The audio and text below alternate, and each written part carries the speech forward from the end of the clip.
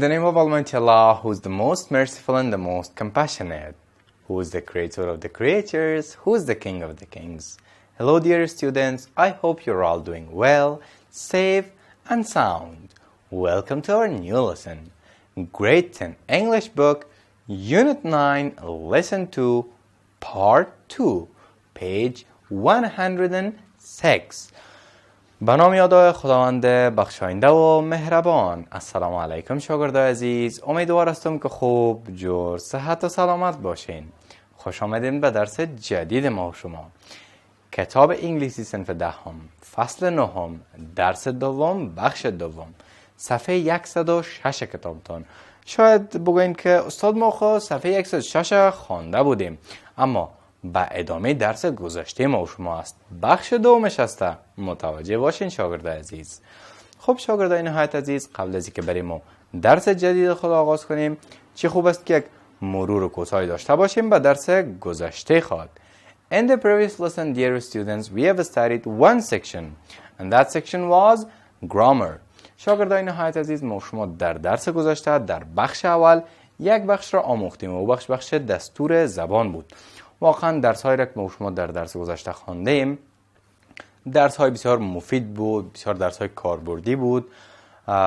دوستان قسیم بر شک کارخانگی هم داده بودم شخصی. چی را گفته بودم از یاد کو؟ گفته بودم تایم یا مو تنس، زمان ها را چیشه که کدام زمان به کدام زمان، یعنی همون جدول شه بر ما گفته بودم از یاد کو. میفهمد من از یاد کردی، ام خدا دیگه بچه لایق هستی. در درس گذاشته ما شما direct speech and indirect speech، گفتار مستقیم، گفتار غیر مستقیم، چی را خواندیم؟ سوالیه شه یا چی؟ question شه. جملات را خواندیم ما شما که جملات سوالی بود، بسیار جالب بود. در جملات استیتمنت، بیانیه یا پوزیتیو مثبت بسیار آسان بود. ما شما صرف چی میکردیم؟ زمانا را تبدیل میکردیم.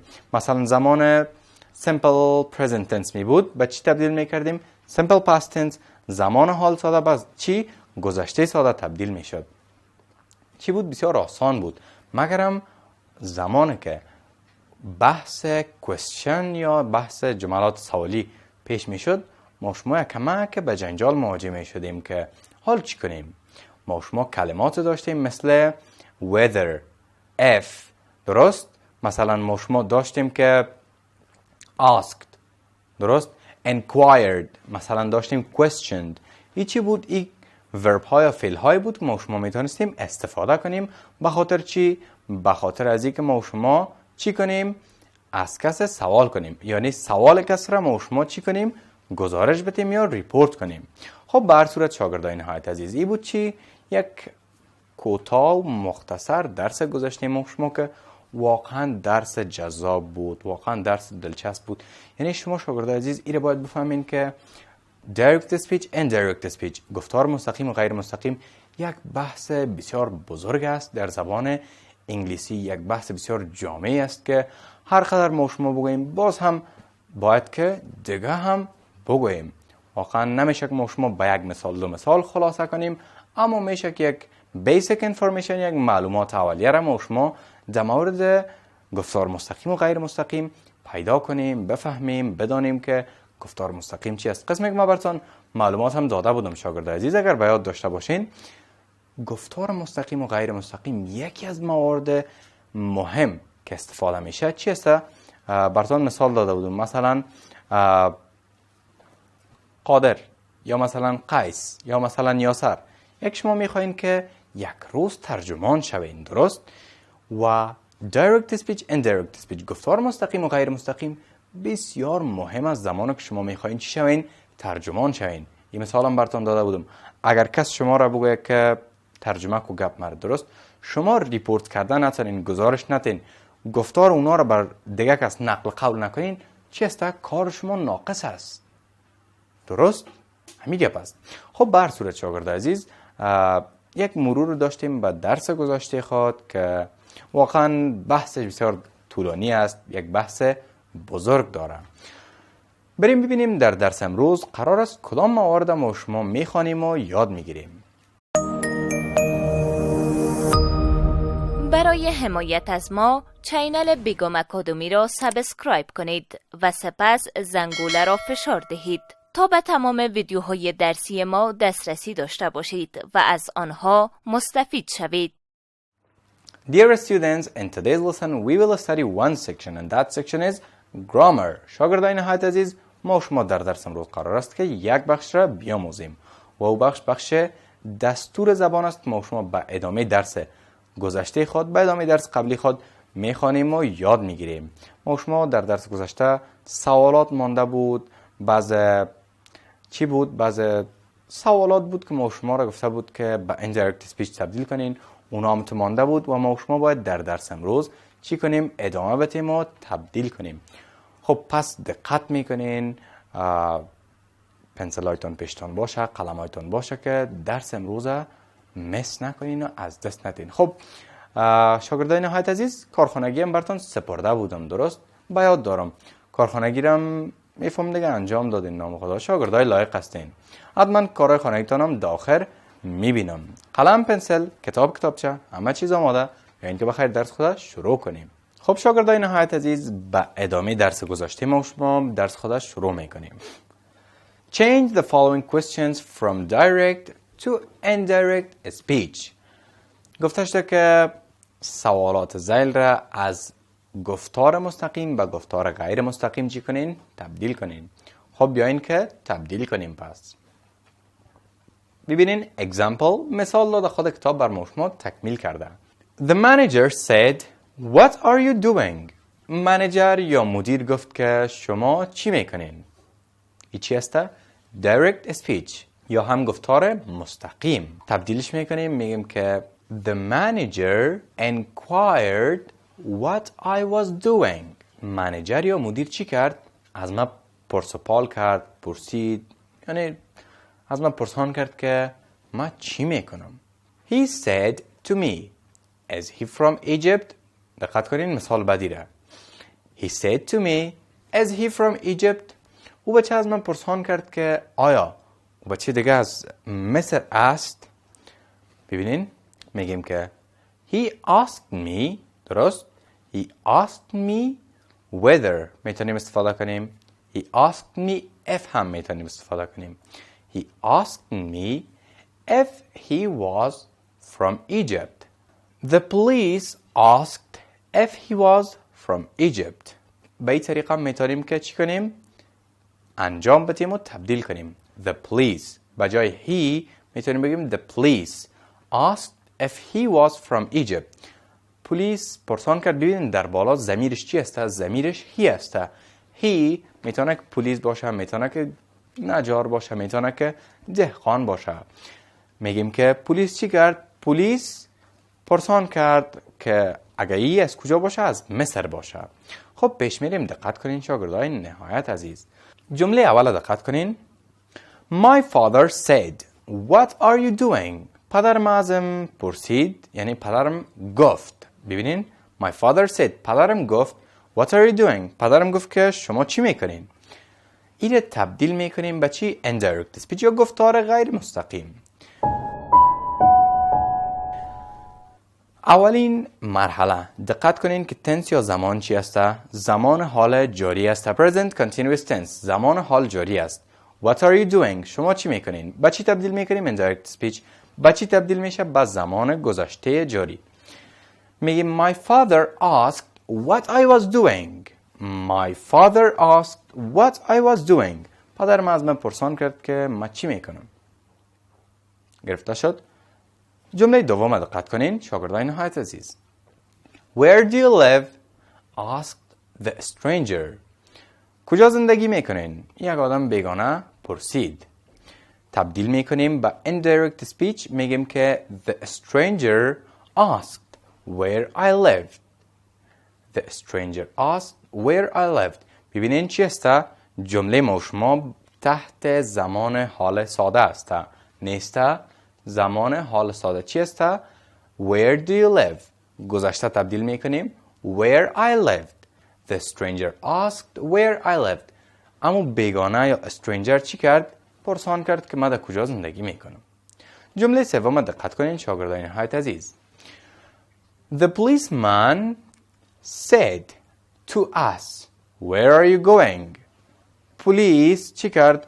بر ما گفت که شما کجا میرین؟ بازم چی است؟ جمله تحت زمان present continuous tense است. براتون چی رو میگم؟ under direct speech. درست؟ دقت کنین تبدیل میکنیم میگیم که the policeman چند راه داریم که ما شما بگویم. The policeman inquired, the policeman asked, the policeman questioned, where were we going? ما شما میتونیم به این سه طریق بگویم. The policeman inquired, the policeman asked, the policeman questioned, where were we going? پلیس از ما پرسان کرد، یعنی تحقیق کرد، سوال کرد، پرسید که ما کجا میریم. خب شاگردان نهایت عزیز دقت کنین به مثال بعدی. جمله چهارم He said, will you come listen to me?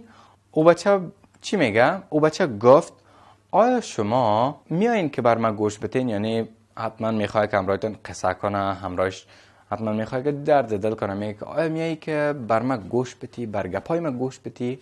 تبدیل میکنیم He asked me whether I would come listen to him. از من پرسان کرد، از من خواست، یعنی از من چی کرد؟ پرسان کرد، خواست که اگر من چی کنم برام و بر از او گوش بتم و پیشش برم. جمله پنجم Do you speak English? The director said.